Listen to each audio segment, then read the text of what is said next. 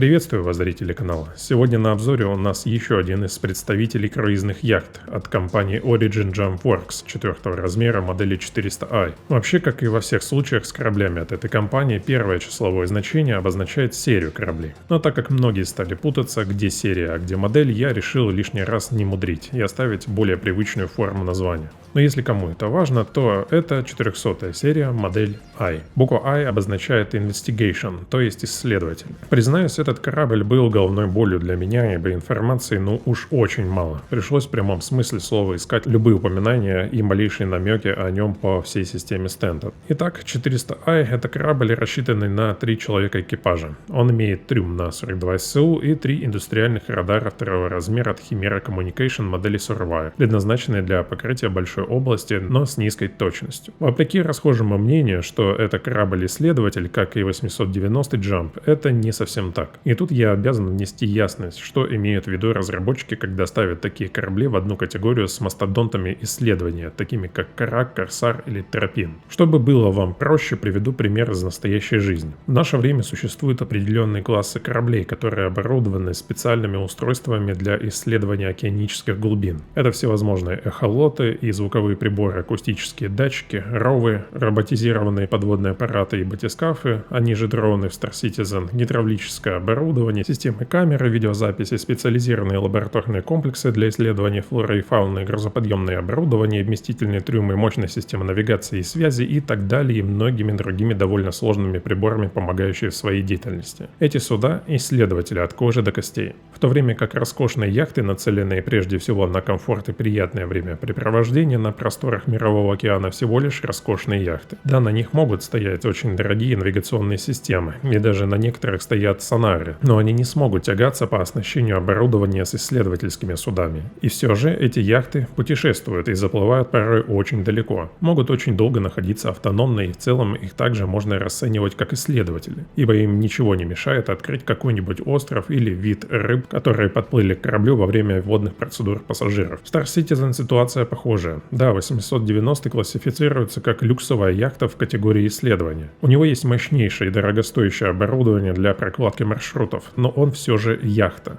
Если он и открывает новые виды животных на необитаемых и малоизученных планетах, он точно не способен проложить маршрут, как это может сделать Карак, корабль, созданный для этого. С моделью 400i точно такая же ситуация. Он исследователь, но не полноценный. У него 3 радара, голографическая карта внутри и все. Нет ни компьютера для вычисления маршрутов без прыжковых точек, нет ни емких баков, ни специальной топливной системы, чтобы экономить топливо, ни с операционного оборудования. Он просто яхта с навороченным навигационным оборудованием. Кстати, для конспирологов небольшое отступление и любителей рептилоидов, коль мы говорим о исследовании. Поясню, что вот эти линии на картах — это как раз таки деятельность исследовательских кораблей, которые, проплывая там, просканировали океанское дно более детально, нежели это сделали спутники до них. Это не взлетно-посадочные полосы инопланетян или древней цивилизации.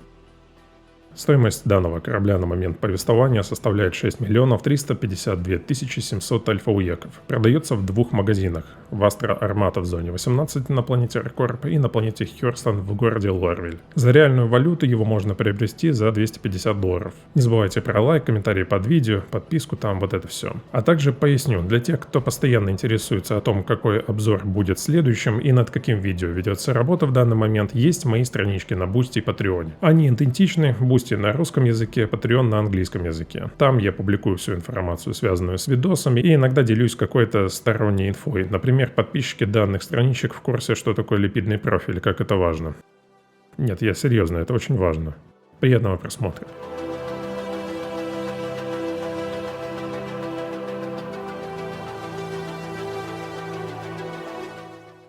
Внешний вид 400i имеет довольно интересные нетипичные очертания. По расхожему мнению комьюнити, такая форма корпуса корабля могла быть следствием того, чтобы облегчить конструкцию. Вторая версия, она также может сочетаться с первой и не исключает друг друга, а скорее даже дополняет это, было сделано для удешевления корабля, чтобы менее состоятельные граждане могли позволить себе корабль такого размера и класса от этой компании. Если сделать дополнительные жилые пространства под носом, то корабль был бы очень дорогим. И третья, на мой взгляд, самая верная самая версия из всех, которая сочетает в себе первые две, это для того, чтобы корабль развивал более высокую скорость и имел неплохую маневренность. По факту корабль довольно быстрый и неплохо управляется. Корпус 400i покрыт более простым напылением, чем 890, но которое также защищает корпус корабля от износа. Состав самого корпуса неизвестен, так же как и его слоистость. Скорее всего, в нем присутствует титан, судя по весу и объему корабля, и какие-либо другие сплавы. Габариты корабля у вас на экране. В сравнении с гражданской авиацией он выглядел бы так, а если говорить о футбольном поле, то это выглядело бы вот так. Корабль, несмотря на свою категорию, вооружен. По дефолту на нем стоят два лазерных репитера третьего размера от Klaus & Werner серии CF-337 модели Panther. В эти слоты втыкаются стволы четвертого размера. Слева по борту находится стыковочный узел со станциями UI. Маневровая система состоит из 10 фиксированных двигателей первого размера. Каждый выдает по 3,378 меганьютона усилия и потребляет 3,125 литра на меганьютон. Очень экономичный по соотношению мощности и затрат топлива. Двигатели реверса в количестве 2 штук развивают мощность 5,388 меганьютона усилия каждый и потребляют 11,25 литра на меганьютон.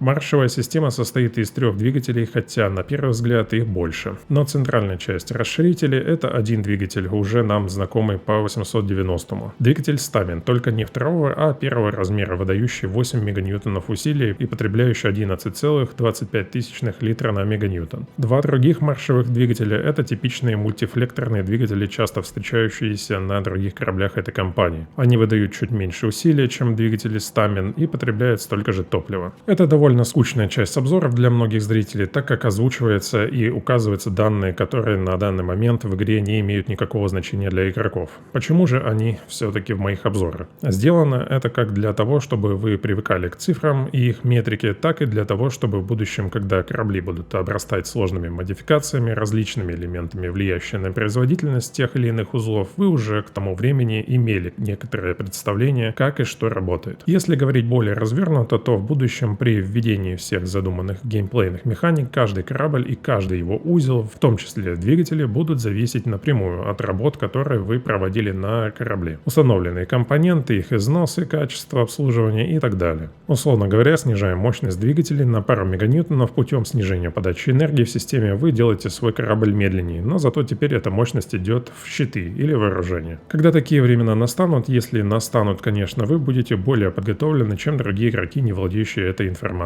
Так что да, это скучновато, нудновато, но может оказать преимущество в будущем. Далее.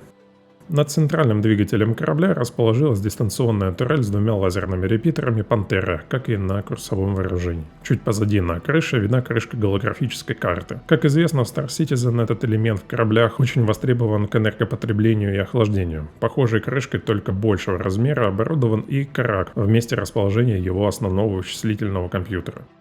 Под днищем судна находится аппарель грузового отсека. Тут же видны 4 крышки шахта для спасательных капсул. Ближе к носу мы можем наблюдать основную аппарель входа-выхода корабля, а также 2 из 4 двигателей системы VTOL. Все параметры данного элемента корабля у вас на экране. В самом носу оборудована специальная ниша под гравибайки.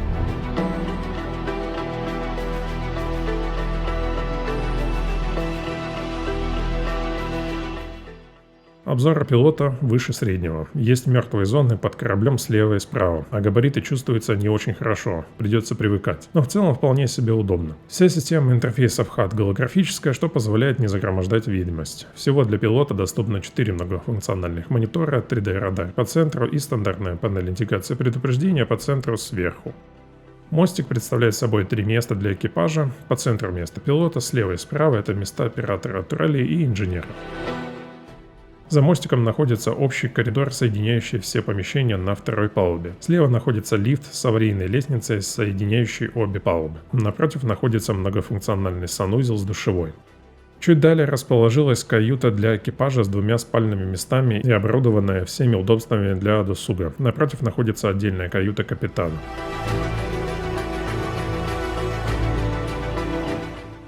В конце центрального коридора есть многофункциональное помещение, служащее для брифинга, приема, приготовления пищи и досуга экипажа. По центру находится небольшая голографическая карта, крышку которой мы видели ранее. В центральной части корабля на нижней палубе находятся 2 остекленных помещения с компонентами корабля. За этим помещением находится трюмовой отсек со спасательными капсулами и остальными компонентами корабля. Примечательно, что на корабле не 3 спасательные капсулы, а 4. Сделано это, судя по всему, для пассажира, который может находиться на корабле, хотя спального места для него нет, разве что на столе в лаунж-зоне или на полу в коридоре. По компонентам. На 400i установлен один гражданский щит третьего размера класса C от Seal Corporation модели GAR. Такой щит способен поглотить до 100 тысяч хп. Надув щита занимает 83,3 секунды при скорости 1200 хп в секунду. Сразу 3 индустриальные энергоустановки второго размера класса B от Juno Starwerk модели Sedality, вырабатывающие по 13125 энергии в секунду каждая. Также на корабле установлено 3 индустриальных кулера второго размера класса B от все той же Juno Starwerk модели Snowfall, отводящие по 8400 условных единиц тепла в секунду. И гражданский квантовый двигатель класса C второго размера от компании ArcCorp модели Torrent. Такой движок разгоняет корабль до 132 833 км в секунду и расходует до 11,88 литров на миллион километров. Квантовый бак на 4920 литров опустеет через 414 миллионов километров пути. Расстояние от Земли до Марса и обратно в среднем значении. Поясню для некоторых зрителей, что значит среднее значение расстояния от Земли до какой-либо планеты или объекта Солнечной системы. Все планеты в нашей системе вращаются вокруг нашей звезды под названием Солнце по эллиптическим орбитам, то есть они не являются идеальным кругом. Следовательно, существует минимальное и максимальное значение между звездой и планетой, а также между самими планетами. Минимальное расстояние орбиты называется перигелием, а максимальное – афелием. Также важно помнить, что как планеты Солнечной системы, так и остальных могут находиться по разные стороны от Солнца, называемая оппозиция, или по одну сторону, и это конъюнкции. Тем самым данное расстояние всегда рассматривается в рамках положения оппозиции и в среднем его значении, исходя из всех точек в пространстве. Кто не понял, просто забейте. В комнатах с компонентами также присутствует ниша под авионику. Вся подсветка корабля трехпозиционная. Существует обычное освещение или основное, аварийное и вспомогательное, или ночной режим, кому как больше нравится. Во входной группе находятся ниши под скафандр экипажа, стыковочный люк и в конце помещения видно гравитационное ядро. Self-destruct корабля 60 секунд, радиус поражения 120 метров.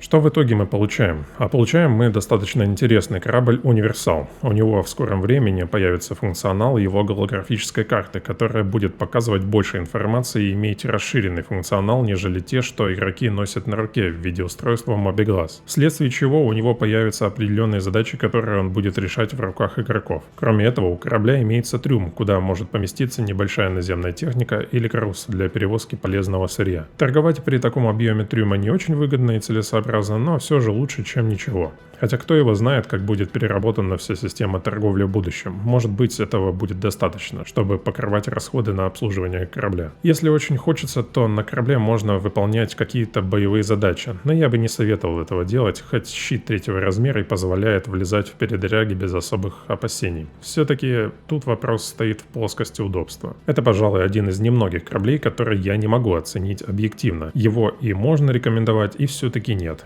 Я не знаю. Просто в каких-то случаях он будет полезен и уместен, а в каких-то совсем нет. Кому-то он нравится, кому-то нет. Я знаю, что есть фанаты компании Origin, и даже там люди разделились на два лагеря. Тем, кому он нравится, и тем, кому не нравится. Присмотреться к нему однозначно стоит. Тем более, если вы рисковый инвестор и хотите инвестировать в проект свои кровные. В таком случае точно стоит обратить на него внимание. Однако я должен отметить, что текущий функционал этого корабля до конца не реализован, а в будущем он и вовсе может подвергнуться ребрендингу и реструктуризации, и даже, возможно, появятся другие его вариации. Но это лишь предположение. В общем, корабль имеет место быть, у него есть потенциал и фанатская база, но, как всегда, выбор остается за вами. Не забывайте про лайк и комментарии, это помогает продвижению канала, а также подписаться, если еще не сделали этого. Координаты нашей корпорации у вас сейчас на экране, обязательно присоединяйтесь. У нас есть владельцы данного корабля, они могут вам дать его бесплатно прокатиться и опробовать. Всем спасибо за просмотр, это был обзор исследовательского корабля 4 размера от компании Origin модели 400i.